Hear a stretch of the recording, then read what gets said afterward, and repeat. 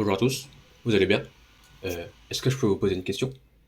Est-ce que les hommes ont le droit de pleurer? Si vous dites que oui, bah dans ce cas-là, vous êtes dans le bon. Et si vous dites que non, bah regardez cette vidéo et je vais vous expliquer un peu pourquoi.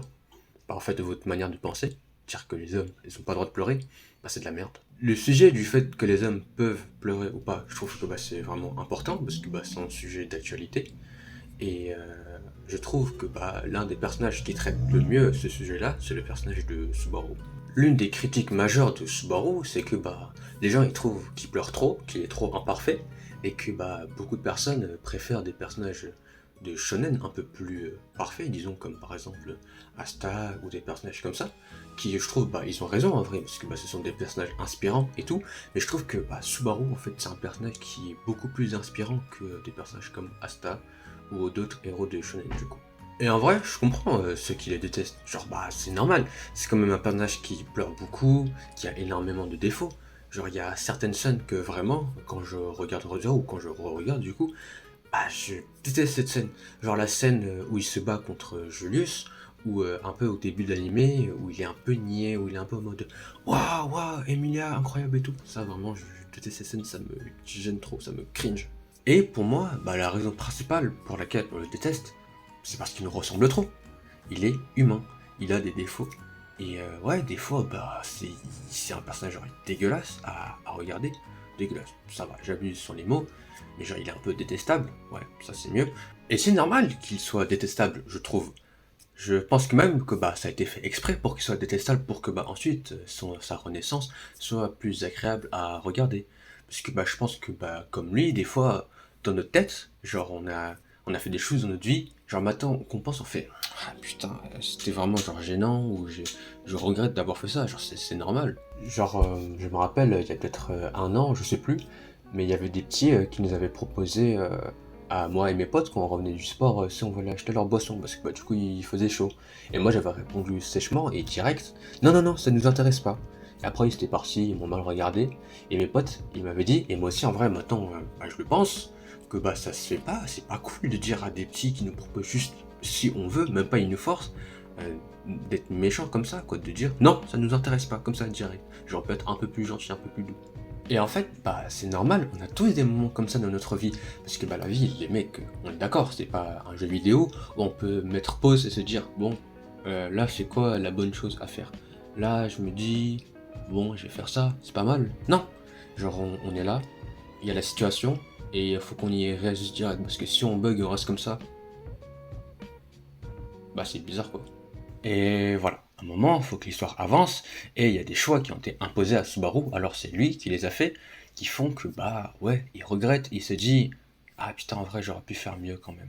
Et du coup, bah à cause de tous ces événements, il y a des choses qui le hantent, et même si bah, il a pu tout recommencer grâce à son pouvoir, la mort réversible, bah il y a quand même des conséquences ici dans sa tête qui font que bah ouais, il a câblé un peu, il se dit bah je suis vraiment une grosse merde et je mérite pas de vivre quoi. Et il n'y a pas que ça, il n'y a pas que tous ces événements traumatisants dans le monde de ReZero qui ont traumatisé Subaru. En fait, c'est déjà quelqu'un qui était traumatisé de base, comme on l'a pris dans son flashback. Et en fait, bah, Subaru, c'est un personnage qui a un manque de confiance en lui énorme, parce que bah, il y a la figure de son père qui est aimé de tous, alors que lui, bah, il est délaissé par tout le monde. Et en fait, bah, ce manque de confiance en lui, il essaye de le soigner, de le guérir dans le monde de ReZero, parce qu'il y a personne le connaît, personne sait que bah, Subaru c'est une grosse merde, entre guillemets, d'après lui. Et en plus, il y a cette dimension un peu méta que je trouve intéressante, où bah du coup Subaru, en atterrissant dans le monde de ReZero, il se dit yes, je vais enfin devenir le héros que tout le monde va aimer, et je vais arrêter d'être délaissé par tous, et tout le monde va m'admirer. Ouais, sauf que bah il a rien eu tout ça. Il a juste plus souffert que dans son monde à lui. Et bah c'est tout ça qui va nous amener au fameux monologue de Subaru. Et en fait, ce monologue de Subaru, bah, c'est un peu le mélange de la tristesse et du traumatisme de Subaru qui explose d'un coup. Ce qui rend en fait cette scène incroyable, déjà, bah, c'est le voice acting du personnage de Subaru que moi vraiment je valide. On sent que cette scène, elle est pas juste là pour faire genre ouais, faut un peu de tristesse dans l'histoire, puisque oh, bah, on a regardé les épisodes d'avant, on sait quelle merde il a vécu, quel truc de merde vraiment il a vécu, mais aussi bah quel choix de merde lui aussi il a fait, et pourquoi bah du coup il a l'impression que lui c'est une grosse merde, et que bah il a envie de s'enfuir. Et ici, Subaru, il est tombé dans le biais de négativité. Le biais de négativité, c'est un biais cognitif, donc un truc de merde auquel on peut pas faire grand chose, à part le fait qu'on sache que ça existe, parce que ça joue sur notre cerveau. Et le biais de négativité, ça fait quoi? Ça fait qu'on est plus marqué par un événement négatif qu'un événement positif. Genre, un truc négatif, ça va plus rester en nous qu'un événement positif qui va juste rentrer par une oreille et ressortir de l'autre. Et du coup, c'est parce qu'il manque de confiance en lui, et à cause de ce biais de négativité qui fait que Subaru voit que les mauvaises choses qu'il a faites, qu'il pense que c'est une grosse merde, et que il mérite rien, et qu'en fait, il a peur de tout ça, il a peur de son manque de confiance en lui, et il a peur un peu de toutes les mauvaises choses qui lui sont arrivées à lui, et qui vont arriver. Et c'est pour ça qu'il a envie de s'enfuir loin d'ici, il a envie de tout recommencer. Parce que les gars, la vie c'est pas facile, c'est pas juste on est heureux, et c'est tout. Non, il y aura plein de moments où notre confiance en nous elle sera au plus bas, et on sera pas bien. Quand on est au plus bas, c'est facile de penser aux choses qu'on fait de mal. Mais je pense qu'il faut pas tomber dans ce piège de la négativité. Je pense, et peut-être que c'est un peu naïf, mais on a tous fait de bonnes choses. Et on a tous fait plus de bonnes choses que de mauvaises choses. Et du coup, c'est un peu ça tout le sens de la réponse de Rem. Parce qu'elle dit que Subaru il raconte n'importe quoi, puisque Subaru l'a sauvé elle, il a fait une bonne chose. Donc non, Subaru c'est pas une mauvaise personne, c'est juste un mec normal, qui a un passé un peu triste, un passé assez traumatisant, qui a subi les épreuves de la vie, et qui essaye quand même de faire le bien après tout, mais qui a pas réussi. Enfin si, du coup avec Ram. Il y a une autre scène de Rodero que moi personnellement vraiment je surkiffe, et cette fois-ci elle est pas dans la saison 1, elle est dans la saison 2.